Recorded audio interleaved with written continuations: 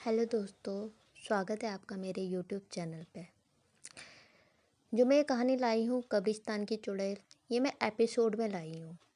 तो प्लीज़ इस कहानी को पूरा सुने और अपने चैनल को सपोर्ट करें and like share and subscribe करें। अपने दोस्तों के साथ, जानने वालों के साथ और रिलेटिव्स के साथ ये कहानी को ज़रूर शेयर करें। और एक हम्बल रिक्वेस्ट है कि कहानी को पूरा सुने। ये बहुत बड़ी है तो एपिसोड के दौरान, जैसे आज एपिसोड 1 है, तो प्लीज़ कहानी को सुने एक छोटे सेंटेंस।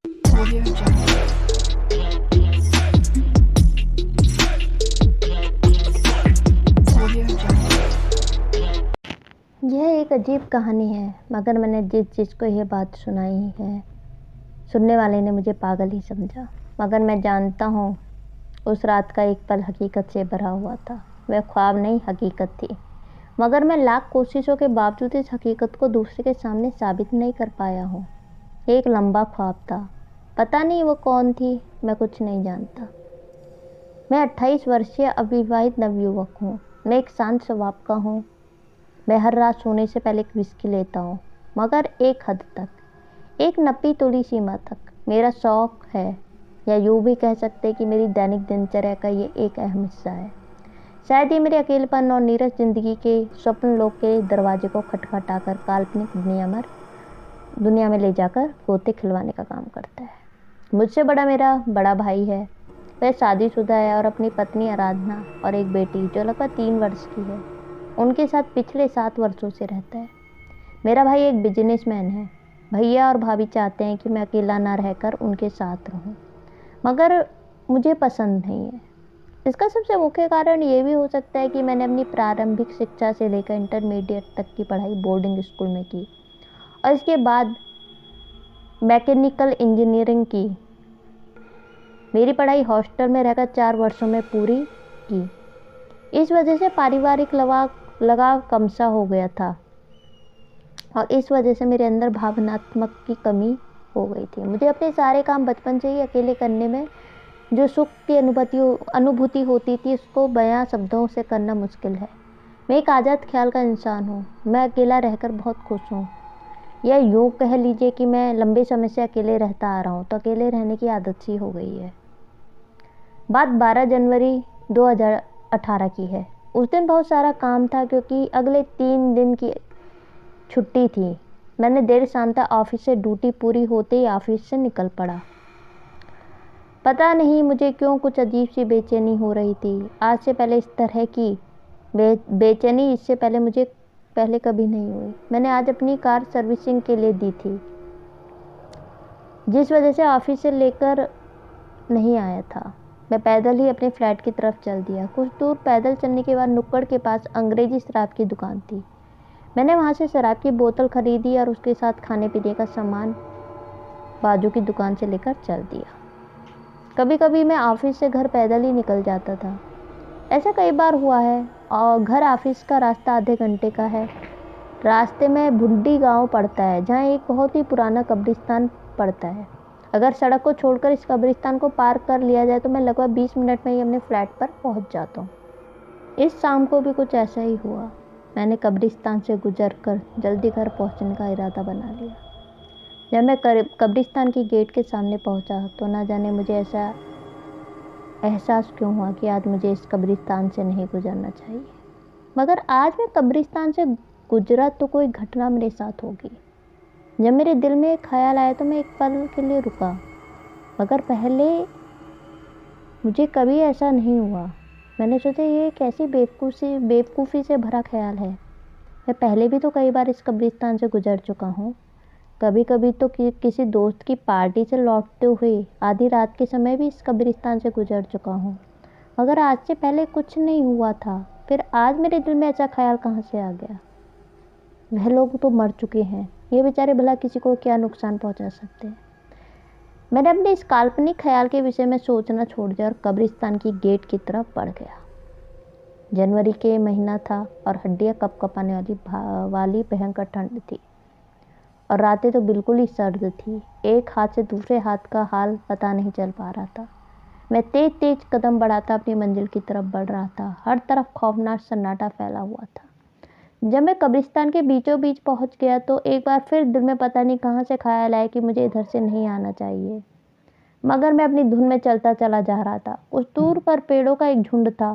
वहाँ ढेर सारे चमगादड़ फड़फड़ाने लगे और हर तरह की आवाज़ें निकालने लगे और मेरे पास आकर मंडराने लगे। मेरे आने की हलचल से वो विचलित हो गए थे।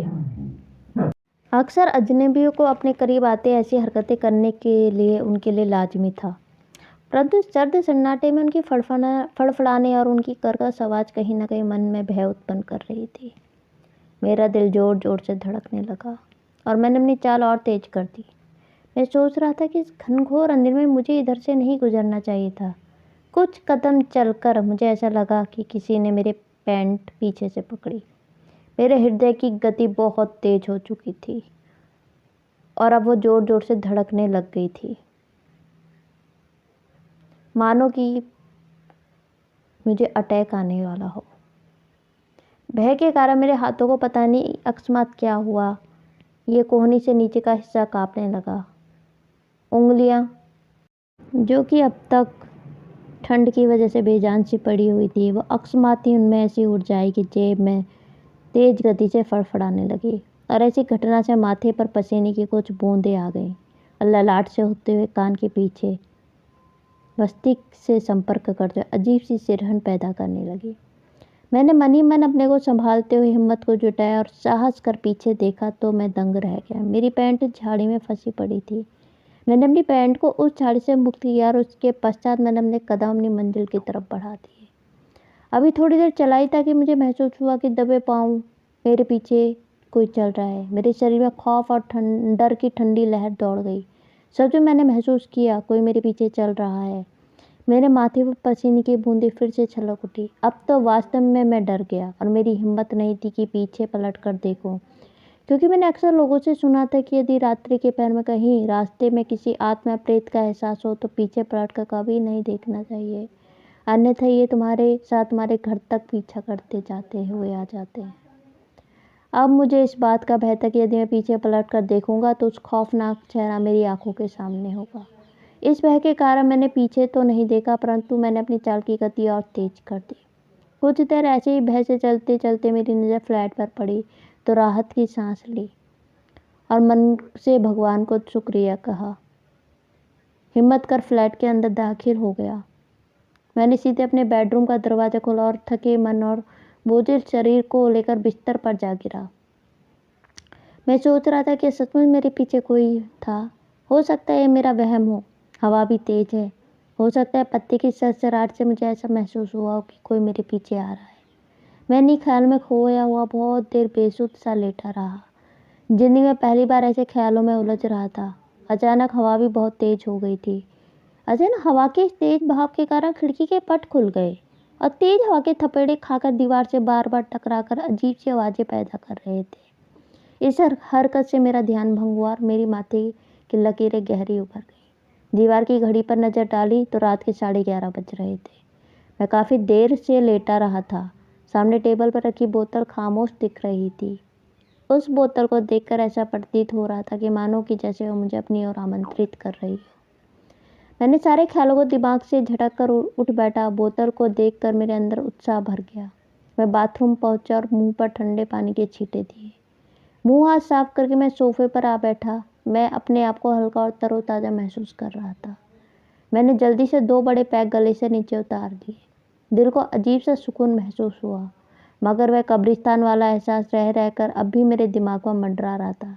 मैंने तीसरा पैक लिया और कुछ देर आराम करने के ख्याल से वापस बिस्तर पर लेटा। इससे ज़्यादा मैं पीता नहीं हूँ।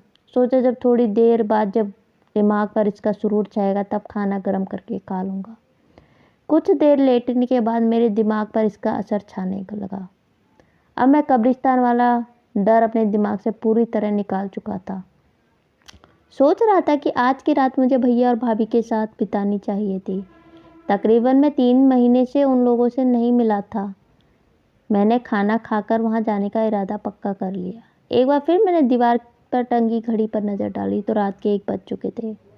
फिर मैंने सोचा कल शनिवार को ऑफिस बंद है और परसों इतवार है तो अच्छा खासा वक्त कट जाएगा और भैया भाभी की शिकायत दूर हो जाएगी, जो कि पिछले 3 महीनों से व्यवस्था के कारण मुलाकात न होने की थी।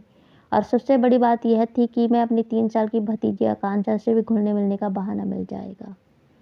मैंने सोचा कि एक बार कॉल करके अपने आने की सूचना भैया को दे दूँ, और ये सोचकर मैंने मोबाइल लपक लिया। काफ़ी देर रिंग जाने के बाद उधर से कोई जवाब ना आने के बाद फ़ोन ऑटोमेटिक कट हो गया। मैंने सोचा शायद भैया टॉयलेट गए हों।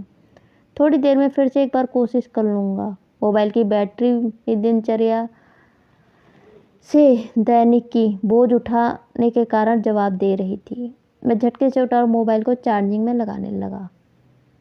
बिस्तर के पास बैठ गया और तकिए को दीवार की साइड पीछे लगाकर मैं सट के बैठ गया। मैंने सोचा कि जब तक भैया की कॉल बैक आती है या मोबाइल जब तक चार्ज हो रहा है, क्यों ना तब तक खाने को गर्म करके जल्दी खाकर निपटा दिया जाए। मैं खाने को गर्म करने के ख्याल से जैसे ही उठा था कि अचानक बिजली कट गई। मैं बिजली के जाने से झुंझला सा गया। खिड़की से बाहर झाँक कर देखा तो बाहर सड़क पर गहरा अंधेरा छाया हुआ था। स्ट्रीट लाइट भी गुल हो गई थी। बाहर इस ठंड में जो सन्नाटा पसरा हुआ था वो अकस्मात कुत्तों की रोने की आवाज़ से टूट गया। वो इस कदर रो रहे थे मानो वो जैसे वो बिजली के जाने का मातम मना रहे हों। मैंने मेज की दराज को खोलकर मोमबत्ती निकाली और उसे जलाकर मेज पर रख दिया और खाना को गर्म करने लग गया। खाना गर्म करने के बाद मैं उसी मेज के पास लौटा जहाँ विस्की की बोतल रखी थी। मैंने एक और पैक बनाने का इरादा बना लिया। ऐसा मैं तभी करता हूँ जब मेरे दिमाग में हलचल होती है। मैं पीने के बाद जैसे खाने की तरफ हाथ बढ़ाया कि अचानक मेरे दरवाजे पर दस्तक हुई। मैं चौंक सा गया। मैंने दीवार की घड़ी देखकर बड़बड़ाई कि इतनी रात को अंधेरे में कौन व्यक्ति हो सकता है। खैर मैं दरवाजे की तरफ बढ़ा